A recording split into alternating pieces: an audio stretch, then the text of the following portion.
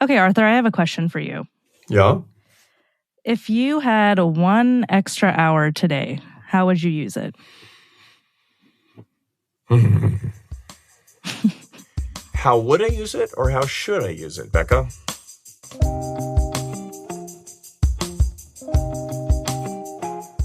If I had an extra hour a day, I would spend it sitting somewhere in nature. Wow, I find time to FaceTime my mother. If I had 1 extra hour every day, I would spend it walking around my city aimlessly. For me, sometimes my commute requires me to leave when it's dark and then to get home when it's dark. But if I had an extra hour, it would be beautiful to walk down, light, sunlit, drenched paths with my wife.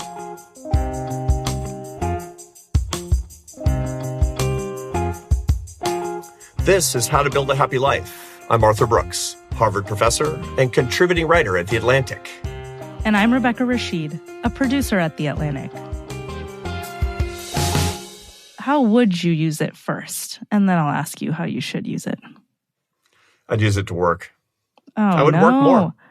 Yeah, for sure. And look, it's not that bad. I love my work. I'm crazy about my work. I dream about my work. It's great. I look, I'm working right now. Can you believe it? Right. It's the best thing ever.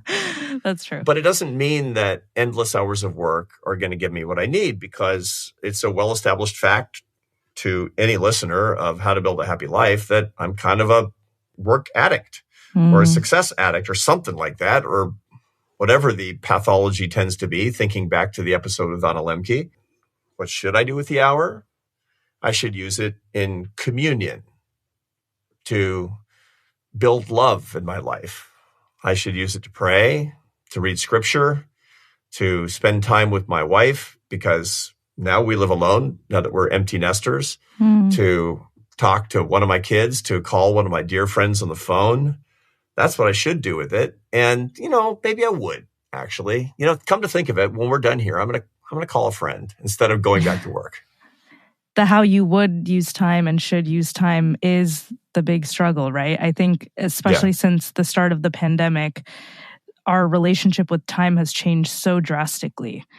There's either too much time that you don't use wisely, or you feel crunched for time in a way that all the things you would want to do are no longer an option. There's no right answer, but I'm curious, are you applying yourself in a way that's useful in every waking moment? When you have a time problem like the coronavirus epidemic gave us all, where we became incredibly unstructured, we could use our time much, much more according to our own desires than we were ever able to before. It sounds great, but it turns out that it separates people more or less into 2 groups. You can call them the strivers and the fritterers.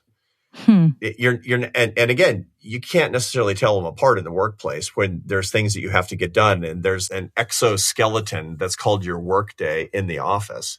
You got to get your work done. And so you're a responsible professional and you do it. You don't just waste all your time and not go to the meetings and people are waiting for you. You do those things. Right. But when your time is yours, you figure out which is your vice.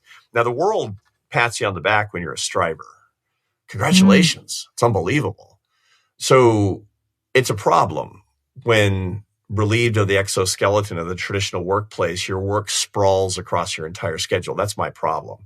The fritterers are a little bit different. When you've got that extra hour, it's just too hard to get to the thing when you just have to get your work done. So a lot of people have found that they fall behind. They get a lot less done. They doom scroll a lot. Right. And if you waste it, woe be unto you, because that's the perfect pattern for actually frittering away the day.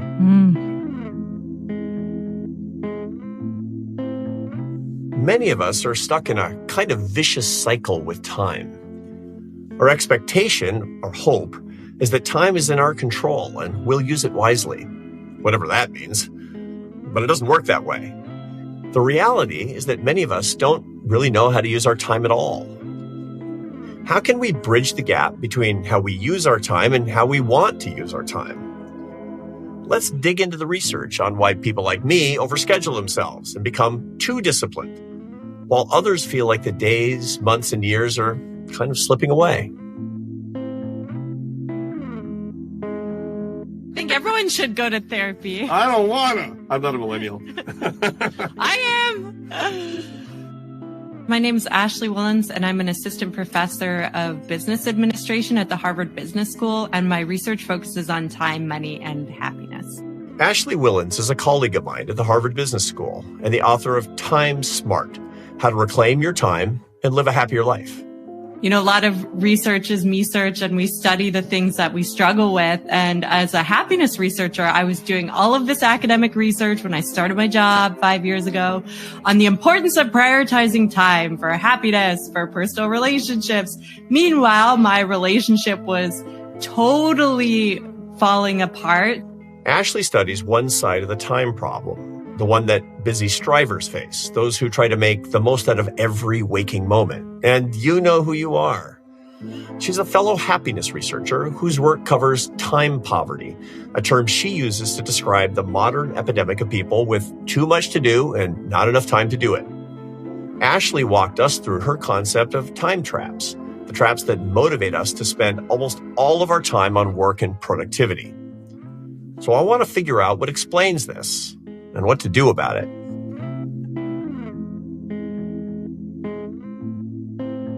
So I had this partner of 10 years. We were going to move to Boston, start a new life together from Vancouver. And this person left me in Boston after 3 weeks because they said that I was spending all my time in work and that there was no relationship to be there for. And meanwhile, I was giving talks all over the country on the importance of valuing time. I was inside crying about this dissolution of my most important relationship up to that point in my life, and then preaching about the importance of putting time first. 80% of working adults report feeling time poor, like they have too many things to do in a day and not enough time to do them. This affects our relationships, our physical health, our ability to feel like we're making progress in personally important goals. These are the time traps that can make us time poor. One of them is this busyness as a status symbol, this cult of busyness that's pervasive in the United States in particular, where if we feel like we have any time in our calendar, we feel like a failure. We feel lazy. When we see our colleagues having a lot of things in their calendar, we confer to those people high status. Wow, if they never have a spare moment, they must be really important and valuable to society.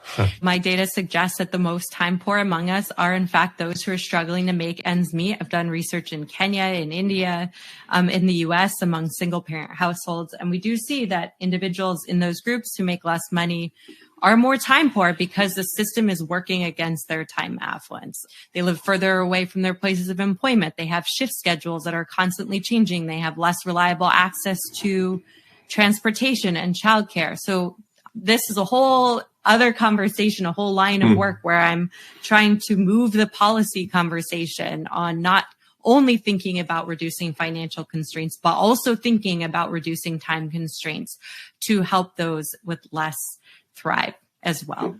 And it's interesting, here in the United States, you go to a party, you meet somebody, and the icebreaker is, what do you do? Which means, what do you do for a living? What do you do to spend your time? And it's like, yeah, I'm a CEO, I work 80-hour weeks. People think you're a big shot. In Spain, the icebreaker question is, where are you going on vacation?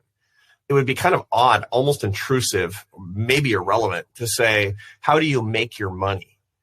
Right? And yet, you're suggesting that this is really not about money. It's really about time. It's really about the fact that we're so busy, which is a way to show ourselves and others that we're highly in demand. And so the root of this problem philosophically, is philosophical, isn't it? Because it's the philosophy of how we value ourselves, right? Isn't that at the root of what we're talking about here? Yeah, this doesn't happen in European countries like Italy, where actually it's the opposite. People who have more vacations seem to be doing something right in life.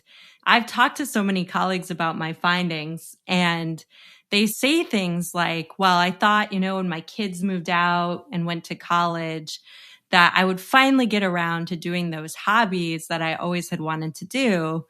And instead, I just filled those additional hours with work.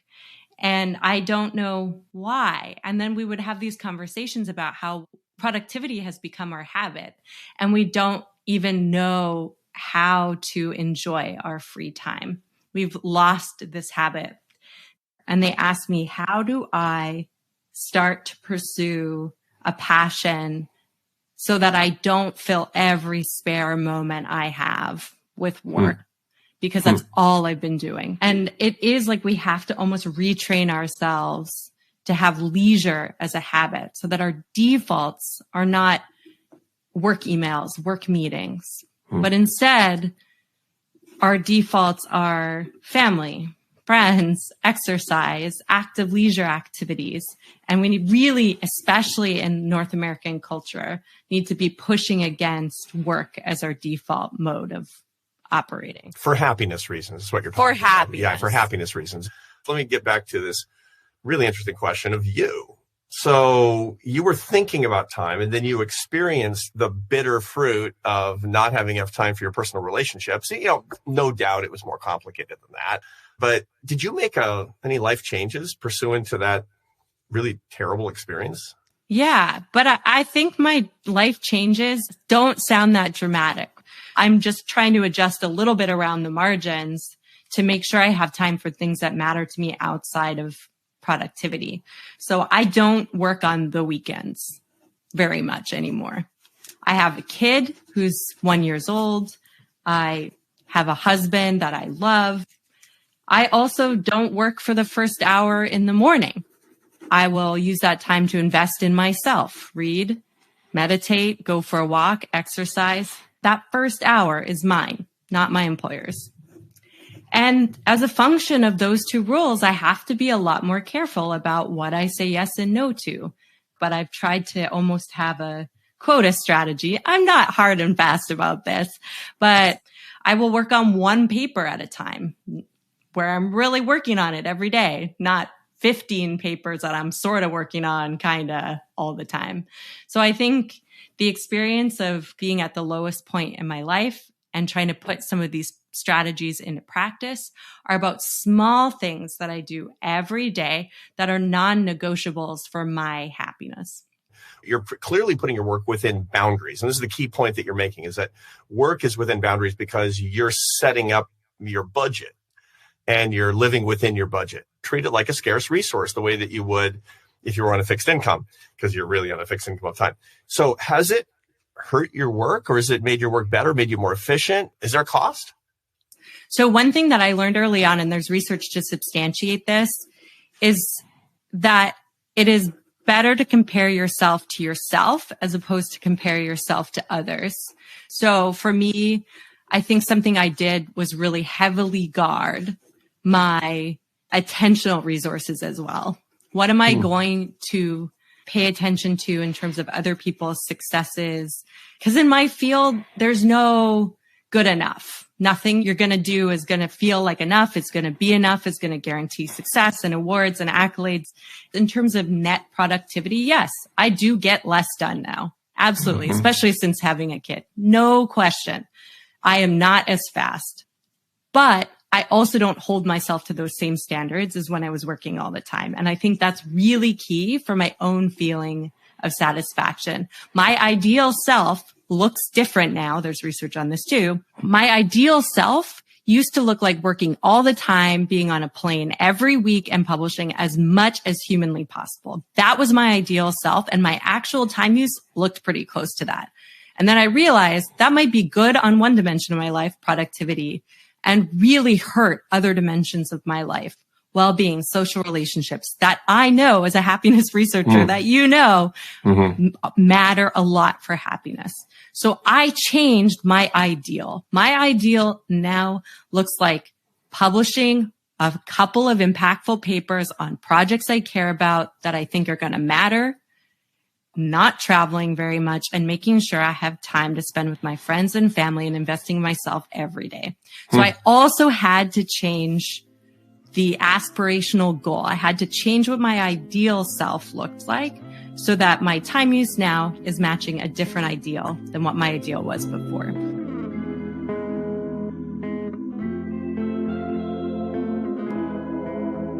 For my last book, I was interviewing this woman who was doing what you were doing 5 years ago at the beginning of her career, but never stopped. And she's confessing to me that she's got a cordial relationship at best with her husband, She doesn't know her adult kids very well. She drinks too much. She hasn't been to the gym in a long time. And furthermore, that her young colleagues don't trust her decision-making because it's not as crisp as it once was. She's like, what do I do? And I said, you don't need to tell me what to do. You need to use your time differently, than you are. And I said, why don't you do what you know you need to do? And she kind of stops and says, I guess I'd prefer to be special than happy. How much of that is going around? At least she admitted it. I feel like something that's very difficult is that to have this realization, right? You have to understand what you care about and want, like truly what you value. Maybe for this woman that you talked to, she did truly value being the richest and having this productive life more than she valued gaining or improving in these other areas of life. And she seems like she's actually somewhat self-aware about that, right? My economist colleagues say, write down a model, Ashley, write down a model of exactly how I should spend my time to be happy. I say, I can't do that because I don't know what you value. So for us to be spending time in the so-called right ways, we have to know what we truly value. So we have to do that self-awareness, reflective component first. And then once we know what we truly value, research suggests that the more that our lives on a regular basis look like our ideal, so what your last 7 days looked like in a time diary and how close that is to your ideal time use, minimizing that discrepancy is hugely important for life satisfaction and for the amount on average of positive mood you experience on a regular basis. For a lot of people, they might say they wish they had more free time and they could relax more and spend more time with their families, but they don't actually know how to do that. Using your time in leisure is a very special thing. It's, you look at it philosophically. Aristotle made a big comparison or made a big distinction between work, recreation, and leisure. Now, work is productive activity. We all know what that is. Recreation is a break from work to make you ready to go back to work. Leisure is in and of itself something worth pursuing. Now, Josef Pieper, the great 20th century philosopher, said that leisure is the basis of culture.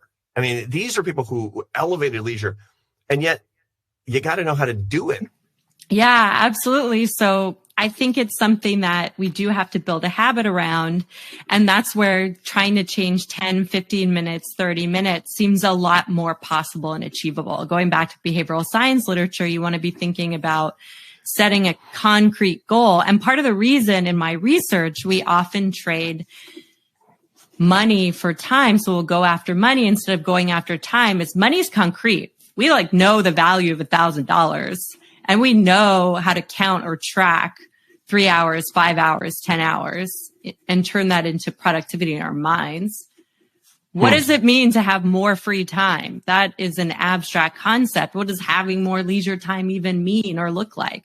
So when we're trying to actively set ourselves up for success in these domains that are more abstract, like spending time with friends and family, we need to concretely write down what that means. We like to maximize measured mediums. This is work by Rashid at the University of Chicago. We go after the things that we can count and track. That is the way our brains are wired. So we do that for work. Why can't we do that for our leisure time too? Setting a goal of 1 hour of exercise. Active leisure is particularly good for positive mood. Active leisure is things like exercising, socializing, volunteering. 15 to 30 minutes, mapping out what 30 minutes more of social connection time looks like for you and being very specific about it and putting it in your calendar. We need to be a little bit careful with that suggestion because as soon as we start counting our leisure, we enjoy it less. And at the same time, of course, exactly the contrary. You can overschedule your leisure in such a way that it becomes a task. I was a CEO before and it was a grind, man. I missed a lot of my kids' childhood. I just did. But at the same time, I made a commitment. So I get up in the morning. I exercise every morning for an hour. I go to Catholic Mass every morning with my wife. And I do travel most weeks. I travel about, I make about 50 weekly trips a year. And that's a lot. But I'm never traveling on the weekends. I probably miss 3 weekends a year. And I don't work at night. And part of the reason is because I learned all these things that you learned at 32 I learned at 55. And so, woe be unto me. Nonetheless, my quality of life has dramatically increased for exactly putting those boundaries in place. Now, when I schedule my leisure too rigidly, I find that I start to get stressed out when things start to impinge on it, which is one of your points as well. You got to stay flexible on these things. Part of the benefit that you're getting cognitively and psychologically is more flexibility in your life and less rigidness in your life, right? Yeah. I love the research that shows that if you schedule too many leisure activities in a day, it literally feels like work and it sucks you out of the present. And then you worry if you have enough time to drive across town and meet your friend for brunch after you've had coffee with another friend or family member. And so you want to actually exactly capitalize on this idea of building in flexibility. So if we start to be too rigid with our personal goals, that makes them feel like work. And basically what my research shows is that when you're in the experience of doing something, you have some free time, you want to do activities that you say are intrinsically motivating, that you feel like you're doing because you enjoy it. That's how you're going to capitalize on leisure. It doesn't matter as much what the activity is. And there are some leisure activities which generally are better for well-being, like exercise, socializing, volunteering tend to be better on average than things like passive leisure activities like watching TV, resting, relaxing, which aren't as enjoyable, don't produce the same gains in mood. But it also matters how you feel about that activity. So really what matters is whether you feel like you're doing the leisure experience because you want to, or you feel like you're doing it for some other reason. So these people who are walking around convincing themselves to go to church because it's good for their productivity are not going to enjoy the experience of church to the same extent as someone who's going because they truly enjoy it. How about, we've touched on this a little bit, these semi-leisure activities, there's leisure and then there's leisure. Remember, Aristotle says there's work, there's recreation, and there's leisure. And recreation is to get you ready to work. And so, restorative to what? Restorative to life? No, restorative to go back to work. And a lot of people, I'll say, why do you work out so much? They say it's just great for my work. But what about people who are using work as a pretext for leisure? Are they sucking the life and happiness out of their leisure by turning it into just recreation? When you're in the moment of the leisure experience, you will enjoy it less if you think you're doing it for extrinsic reasons. And extrinsic motivation is definitionally you're doing something because someone else told you, or you're doing it for an external reason, like you think you should because it will be good for your productivity. You think you should, or you're going to make money, your mom or you're wants going to get more fame, to. you get more power, or whatever, down the line. And a lot of the studies will assume that spending time with your family is intrinsic and going to work for money is extrinsic, but that might be exactly the opposite. Is there a difference in time scarcity and busyness and status between people my age and people, let's say, in their early 20s today? My data suggests that we get better with time as we age. So this is also consistent with Laura Carsonson's work on socioselectivity theory. We start to gravitate toward things that are meaningful as we get older, and we're less likely to do this novelty-seeking exercise.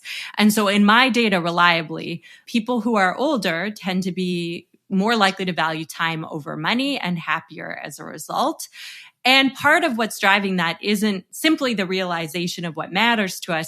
It's also that we're typically more financially secure. So there is this very real component in my data whereby financial insecurity, not feeling optimistic about our financial futures, drives this need to fill every single moment with productivity.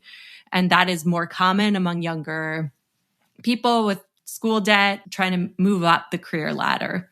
And research suggests that we undervalue our future time. So this can also make it difficult for us to choose time in the future when we're planning our schedules. We know that the value of $500 is going to be as good now. Well, okay, we might have to inflation adjust these days, but okay, the basic idea is that the value of $500 now is going to be the same now, 3 months, 6 months, a year from now. That's how we think about money. We just know it's going to have value across time. That's pretty invariant. Now, when it comes to time, we're like, time right now really matters. I'm so busy, overwhelmed, a million things to do. Time in 3 months, nah, I don't really need more time then. Look at my calendar, looks free compared to now. 6 months, even even freer. So the extent to which we value or give our lives meaning through work directly is correlated with how time poor we feel and the extent to which we fill our calendars as a way to give our lives meaning. Now, say something to our listeners here who might be saying, I don't know what I intrinsically enjoy. I can't think of anything intrinsically enjoyable to me because I've been so extrinsically motivated for so long. I'm a homo economicus. I'm a machine. What do you tell that person on the voyage of discovery? It sounds like you had to go through this, Ashley. Yeah, do a time audit. At the end of the day, ask yourself, what things did you do across the day and how did you feel while you were engaging in those activities? And then look at which activities brought you the most positive mood. You could also do this through a gratitude. So there's research on this showing that people who take time to reflect on what they're grateful for tend to be more self-aware. So at the end of every day, just think of a few things that made you feel grateful in that day. Maybe that was a quick conversation with the neighbor. Maybe that was, in my case, hanging out with my kid and thinking that was pretty great. Maybe it was listening to a really interesting podcast on a topic you hadn't heard before. And then you'll be like, oh, it seems that I must enjoy those things. I should probably try to do more of them. It seems simple, but honestly, it wasn't really until I started to create some separation in my life such that I wasn't just getting up every single day working and then trying to decompress at the end of the day by drinking, because let's be real, that's what happens. There was no space in that schedule that I used to have of work, drink, go to bed, work, drink, go to bed, to even have a thought about what in that day did I enjoy, because I wasn't even taking a second to pause, reflect, and think about what was bringing me joy and satisfaction on any one particular day. And this is also good for work, right? Because it's going to give you a sense of the things at work that you love and enjoy. Right. And maybe you should try to do more of those and less of all the other stuff.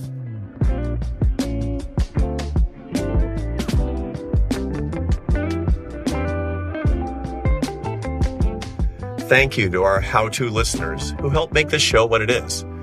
We asked how you would spend 1 extra hour per day doing something intrinsically rewarding. And here's what you said. If I had an extra hour each day, I would go home to my studio apartment. I would close the door, put on the little bolt lock to make sure I'm safe, and then I would just sit in that silence and do absolutely nothing. But I think just that within life, there are all these things you need to do just to survive and maintain some level of relative sanity. Like eat, which means you have to cook food, and sleeping and connecting with people, which means driving your car to see friends and calling your parents and doing all these things that I guess we tell ourselves we want to do it because we have to, and in a way it creates happiness, whatever that is. But I feel like all of that keeps us from actually sitting in the moment and thinking what is happening? Why are we here? If you look back in the old days before we were so unbelievably distracted by tech, we were doing something in those days too. When I rode the subway in the 1980s in New York City, I always had something to do with me. I wasn't just, I'm going to go on the subway and stand there doing nothing. I had a book. I had a newspaper. I was, whatever. I was listening to my Walkman. Remember those? Yes. And I have to say, I get the sentiment of the caller, which is, here's what I would do if I had an extra hour. Well, guess what? You have 10 minutes where you could do that, and you probably aren't. And that's the difference between would and should. Would and should are very different when it comes to our time. So the question is, what's the disconnect between what we feel like we should do and what we probably would do with that extra hour? And that has everything to do with our expectations for ourselves. And this is one of the reasons that meditation is really hard for people who are beginning practitioners, people who are sitting in meditation and the only direction that they get is think of nothing, empty your mind. Well, it's hard to do. Why is it so hard? Because we're not made for it. Humans are not wired to do nothing. My colleague and friend, Marty Seligman, who's one of the pioneers in the science of happiness field, he teaches at the University of Pennsylvania. He says that we shouldn't be called Homo sapiens. We should be called ourselves Homo prospectus, because our state of nature is for our brain to engage in all of this incredibly complex stuff about how to build a better future. What am I going to eat for dinner? What am I going to do for a living next year? What am I going to say to my spouse? And that occupies us so very, very much that even when we're trying to do nothing, we're not doing nothing. Ashley Whillans told us about how to use our time in a smart way. That means scheduling these things that are ordinarily unscheduled. How funny we go through life and say, I'm going to treat my happiness as a nice to have. And if I have a little bit of extra time, I'll think a little bit about it. No, this is serious business. Put it in your schedule. Put it in your schedule absolutely every single day. Learn how the science works, and then take the serious time that it takes. Be time smart, as Ashley Whillans calls it, and take the time to do that work, because the payoff will be potentially greater than the payoff for anything else you could do in that time.